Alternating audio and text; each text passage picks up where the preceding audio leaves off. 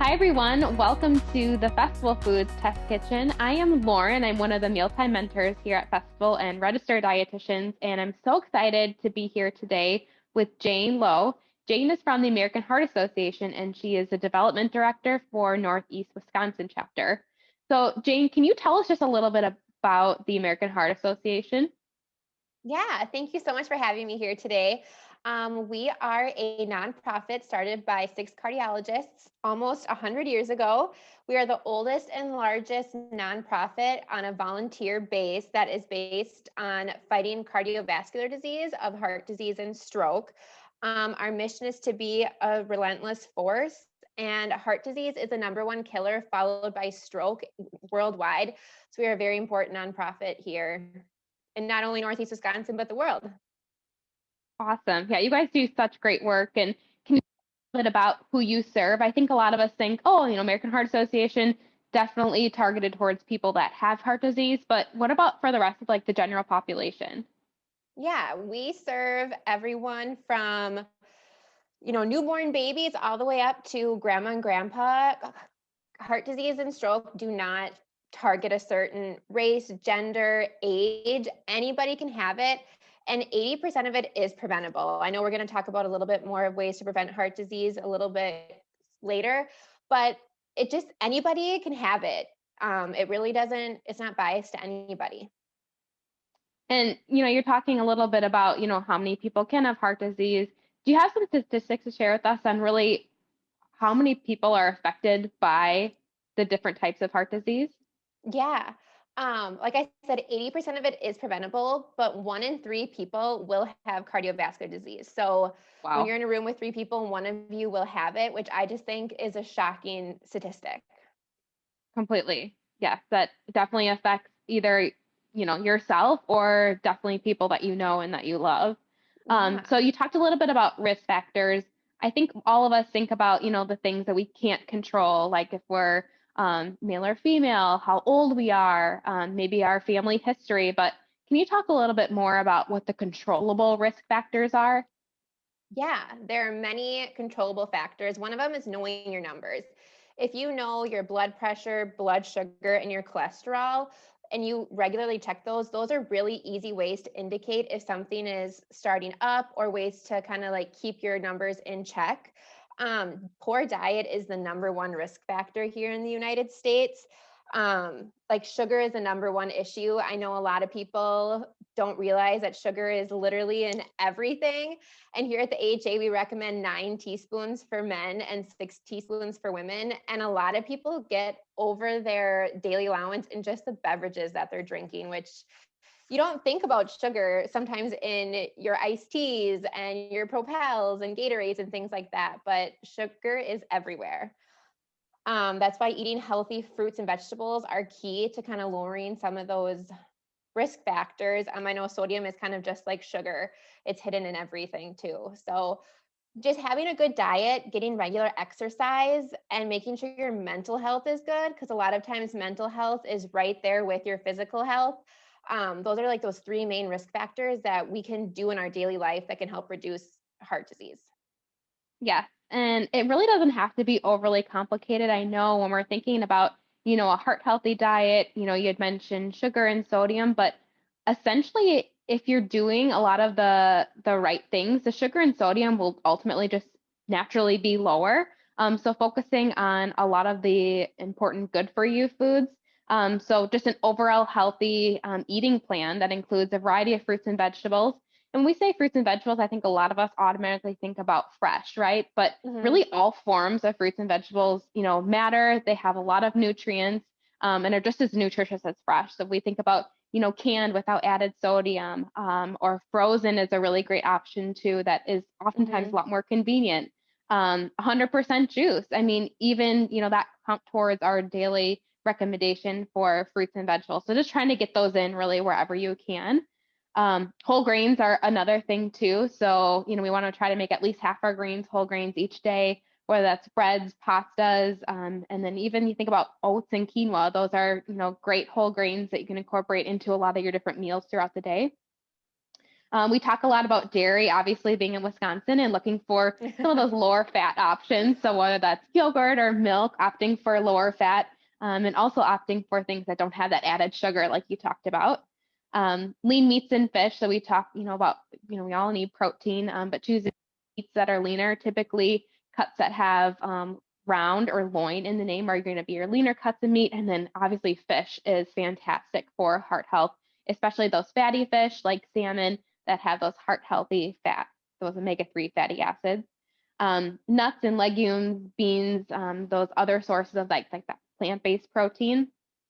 And then focusing too on those heart healthy oils. I know a lot of us are really familiar with olive oil, but really any of those oils that have the unsaturated fats, that could be canola oil, avocado oil, lots of different oils that you can use to cook with in your kitchen, make food taste good, and then also offer those heart healthy benefits. So I think you nailed it right on the head of, heart disease really, it does affect all of us, and we all have a heart that we do need to take care of. And a great way to do that is from our diet. Hmm. Um, a lot of people think about like, okay, so that's all great, eat all these foods, but really, what does that look like, over the course of a day? I know, for breakfast, that's something that's really easy to add in some of those whole grains, and a lot of the fruits and vegetables as well. So I'm just going to walk through like what a typical day could look like. Obviously, this is just one example, but just to give some people some recipe ideas. I know I feel like I, kind of get bored with eating the same thing all the time. So, what are some new recipe ideas or just meal ideas to kind of spice it up that definitely offer a lot of these heart healthy benefits? So starting with breakfast, peanut butter and jelly smoothie. This is using a no added sugar peanut butter. A great way to, smoothies are just a great way in general to add in a lot of those fruits, vegetables, and then some good protein. Another good option for breakfast would be egg muffins. These are really easy that you can make over on the weekend. You can easily refrigerate them, freeze them, and eat them throughout the week. And we love using Eggland's Best eggs in whenever we're using eggs in recipes because they are higher in those omega-3 fatty acids. So you can find those in many of our stores. And then for lunch, moving on to a power bowl. So this is a Mediterranean power bowl that incorporates a lot of those great fruits, vegetables, those heart healthy oils, hummus, which is a great source of some plant-based protein. And then two, thinking about beverages. I know you talked earlier about, just beverages and all the added sugar that contributes throughout our day. Sparkling water is a good option to have something that has a little carbonation like a soda, a little bit more exciting than typical water, but doesn't have any of those added sugars. And then moving on to dinner, we talked a little bit before about fish. I'm a huge fan of salmon, but keeping it really simple with just roasting some asparagus and sweet potatoes in the oven, cooking your salmon right in that sheet pan. Sheet pan meals are great. They're really minimal dishes. Everything cooks at the same temperature, um, and just a really, really simple weeknight meal. And then again, when we're talking about beverages, maybe you're, celebrating something or just want to enjoy a nice glass of wine. Alcohol in moderation does fit into a heart healthy diet. Or we have a lot of recipes for fun mocktails. I know, beverages can just get kind of boring after a while if you're just drinking water throughout the day. And by dinner time, you're ready to spice it up with something else. Making a fun mocktail with either sparkling water or some 100% juice. Just kind of a fun way to change it up. And then I'm a big dessert lover, and we can definitely make dessert fit into a heart healthy diet. So, really, all foods do fit in moderation. And these chocolate chip cookie bites actually use unsweetened applesauce as a good way to sweeten it up without added sugar.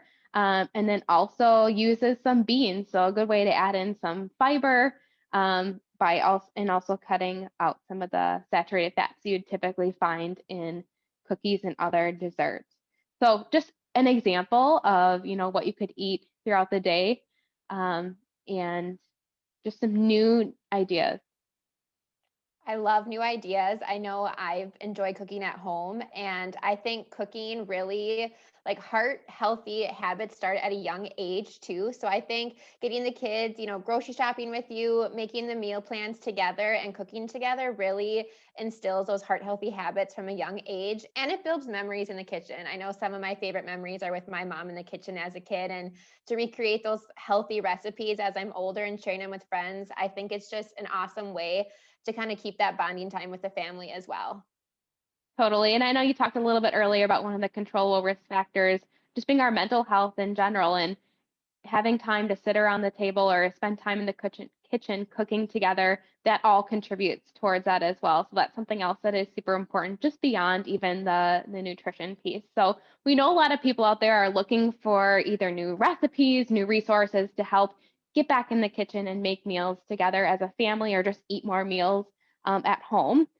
So we have lots of special diet information on our website, specifically targeted towards heart health. So that could be everything for ideas to season food without salt, or just seafood 101, which we know a lot of people have questions about how to prepare seafood, or just shop smart in the store. So we've got lots of recipes on our website related to special diets and specifically heart health. Lots of recipes on our meal ideas site. That's fastfoods.com/meals. The great thing about that site is you can explore recipes based on category filters. So you can filter the recipes based on things specific to you. So maybe you're following a heart healthy diet, cooking method, course, and more. And then we have our Appetite Weekly email. So if you need something delivered to your inbox each week with new recipe ideas or meal ideas, subscribe to that. You can subscribe to that by going to fastfoods.com/appetite. In that email, you'll receive recipes, cooking tips, just kind of some new fresh ideas each week. So we've got lots of recipes for you at Festival to just kind of give some new inspiration. Jane, thank you so much for joining me today, chatting through just what the American Heart Association does and just all the great work that you guys are doing to help keep our communities heart healthy. Thank you for having me today. It was great to hear some new recipe ideas, and I'm excited to jump in the kitchen and try them. Awesome. Thanks, Jane. We'll talk to you soon. Thanks. Bye. Bye.